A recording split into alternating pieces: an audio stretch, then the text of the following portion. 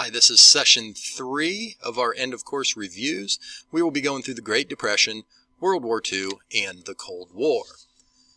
First of all, for the Great Depression, we need to make sure that you're understanding the causes, what led up to this. Coming out of the 1920s, where it was a very large boom era for our economy, we start to see that agricultural area has problems. The prices drop after World War I, and the farmer's solution is to just produce more to match up to those prices instead of reducing how much product they are making.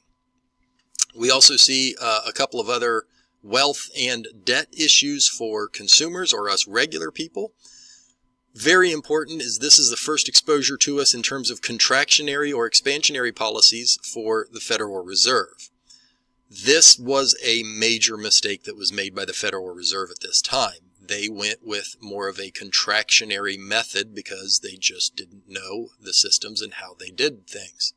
They took money out of the system and they raised interest rates, both of which do not work to expand the economy, which is what you want in a recession leading to a depression. The stock market had 3 issues that went on. First of all, being speculation or risky buying of companies in order to make money quickly. Buying on margin means that you take out a loan to buy from some of your stocks, and so you only pay a small part down, and then you're paying off the rest in debt. That's great until that company goes out of business, or you need to pay on your loan and you don't have enough money, and you don't have anything to pay up for that debt that you have. In October of 1929, there is a panic that ensues. People start selling off their stocks, and there is a massive crash in the stock market. People lose tons and tons of money. This leads to a run on banks as well, and it is a big problem. In terms of effects, there are many more than what is listed here. Again, these are brief descriptions, but we see a massive farming crisis that goes on, a worldwide terrible drought, along with the overproduction methods that were used, leads to the Dust Bowl, which leads to a mass migration of people moving west, a lot from Oklahoma to California. We also see families splitting up and the stress and the strain that it puts on them, men leaving, women not having any assistance. The Bonus Army is a group of World War I veterans and families that march to Washington, D.C. The government's response is to, unfortunately, tear gas those people.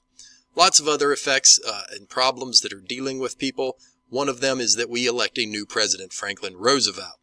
He passes the New Deal in his first term and then the second New Deal when he is re-elected in the 1930s. The biggest overriding theme and idea that we need to understand out of the Great Depression is that with the New Deal and these other programs, the federal government's role increases. Its power increases. So the New Deal is FDR's package of legislation to try to stop the effects. This is based off of an idea of relief for the needy, economic recovery, and financial reform. So I have listed 3 great examples of each of those on this slide: the Social Security Administration, the Public Works Administration, and the FDIC, Federal Deposit Insurance Corporation. Go to your textbooks, look up page 455. We call this alphabet soup of the New Deal. There are dozens upon dozens of programs that each fit under these ideas of trying to give relief to those in need, recover the economy and get it moving again, and then reform stock market and financial systems to make them more secure and provide people more ability to live better lives. One of the methods that was used to communicate the New Deal, Franklin Roosevelt used what is called fireside chats. They were not recorded on YouTube. However, this one is. So you can look at this sometime on your own through the slides. The idea of a fireside chat is to sit around the fireplace or the campfire and just discuss things in a nice informal setting. And that is what FDR was really great about. He could build confidence amongst the people, trying to let them know what the government's doing and why it's doing it. One of the problems with the New Deal, not the only, but one of them, is the Supreme Court would rule that many of these parts of it are unconstitutional, and so what we see is FDR would work to adapt and change and work them again and again until they were in place. Moving on into World War II. Throughout the 1930s, we are in a policy of Isolationism. We are trying to stay out of Europe's affairs. Again, and the other mode of this is that we feel like we're trying to handle the Great Depression's problems here at home instead of being involved in another worldwide war. As this process is going on, Roosevelt can see that we are going to have to get involved at some point. The nation is starting to develop that, and so we pass certain measures that shift us toward an interventionist mode or getting involved. Neutrality Acts, Cash and Carry Act, Destroyers for Bases deal, and the Lend-Lease Act.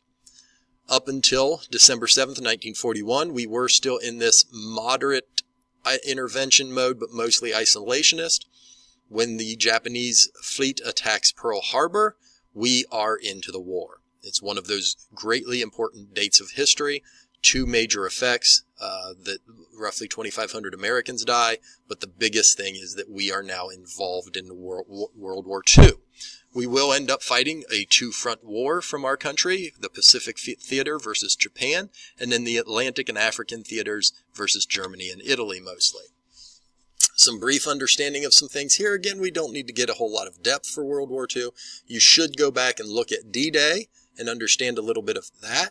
You definitely should understand, I don't know about for the end of course exam, but for like life, you should know we are against Germany and Italy, and that our allies are England, Soviet Union, and France, and a whole bunch more.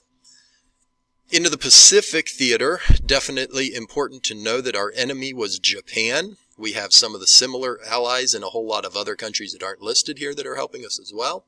Some of the major battles and things that go on to learn about this, obviously the attack on Pearl Harbor draws us in, and then we've got several different attacks and battles and things as we do what's called the island hopping strategy, going from one to the next to get closer and closer to Japan.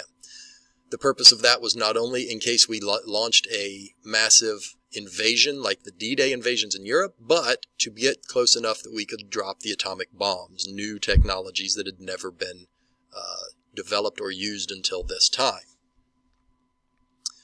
So mid to late 1945 is the end of World War II, and almost immediately upon that, actually a little bit before the end of that, we start looking at the Cold War. And the United States and USSR, Soviet Union, understand that we are the next enemies that we're going to face in this battle. Important to understand that it is not a war in the sense that we think of war. It is an ideological or ideas battle, economically, socially, and politically across the entire globe. We do not directly fight the Soviets. That's why it's a Cold War. It's kind of like an ex-boyfriend, ex-girlfriend situation. You used to like them, now you're going to ignore them in the hallways. A couple of the key differences between the U.S. and the USSR listed here. One of the most important new things that we teach you about or talk about in U.S. history is the House Un-American Activities Commission and McCarthyism, also known as the Red Scare.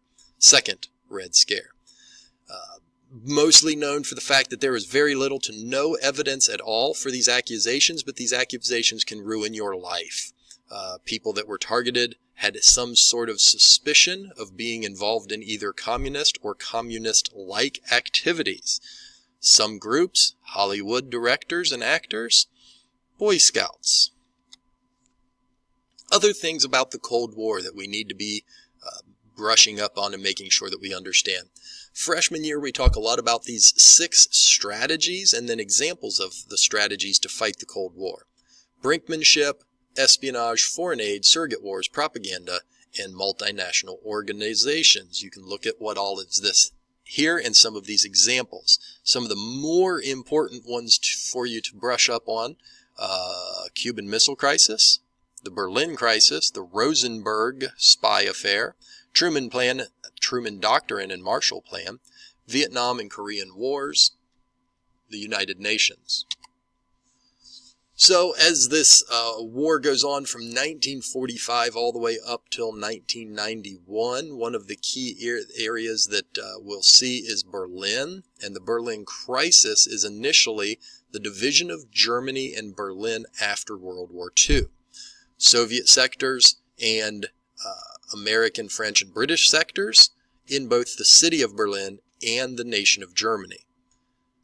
In the early stages, the British, French, and Americans decide to unify the western part of Germany and the western part of Berlin. This is seen as a threat by the Soviets and the communists, and so they divide the city of Berlin with the wall. In 1989, there are announcements of a loosening of restrictions of travel between the wall, between the east and west, and the people of Germany take this as a sign that they are to go out and tear the wall down. So when this occurs in, I believe it's October of 1989, we see a lot of other nations starting to protest, starting to call for some rights and some new things to go on. All of these satellite nations of the Soviet Union, such as Hungary, Poland, Czechoslovakia, Lithuania, Estonia, Latvia, all of these kinds of places that had been under the rule of the Soviets start to have popular-led revolts against communism. Each one by one, falls out of the control of that and becomes democratic in some form. Later on into the 80s, the USSR has a new leader, Mikhail Gorbachev, who opens up these two ideas of glasnost and perestroika, allowing people to criticize the government, allowing a lot more political freedoms, allowing a lot more economic competition and choice, things that are not hallmarks of communism, but are key aspects of democracy and free market capitalism. The United States is working to spend tons of money on the military to force the Soviets to, basically in an effort to sort of starve them out. If they are spending all their money on military, they cannot spend on their people. We see on the upper right here a picture of the Berlin Wall. This is the western or free side with all of the graffiti and everything as it was opened up. At the bottom we see a protest in Wenceslas Square in Prague of the Czech Republic, now formerly Czechoslovakia, now Czech Republic. Some of the overall terms to know, again, these are long lists, but they are not everything that you need to know. You need to try to get back to your notes, go back through the textbook if this didn't help you enough, but we should get an idea of what some of the big ideas are through these reviews. Our next review will cover the 1950s economic boom, social changes through the 60s and 70s, and the civil rights movement of the 1950s, 60s, and into the 70s. Thank you very much for listening. Have a great day.